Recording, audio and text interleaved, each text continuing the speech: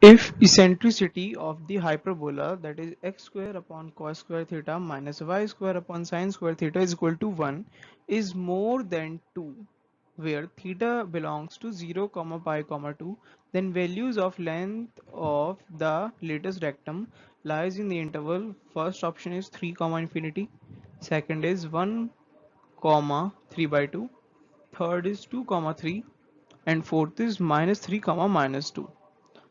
Now, as we know, the eccentricity of the hyperbola is represented by E is equal to C by A, as we can see on this slide.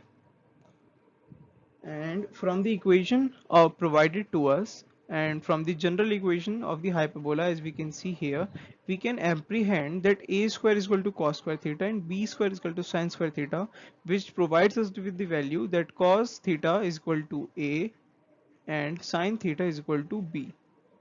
Now we will use this value in the further solution of this question. As we know, the a square is equal to cos theta and b square is equal to sin square theta. Now after substituting the value in the formula of eccentricity square, we will obtain sec square theta, that is equal to eccentricity whole square.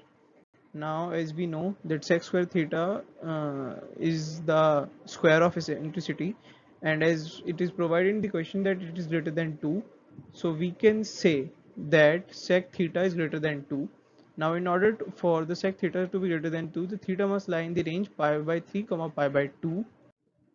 Therefore the length of latest rectum would be 2b square by a, and after substituting the value of sin theta and cos theta, we will obtain 2 tan theta sin theta.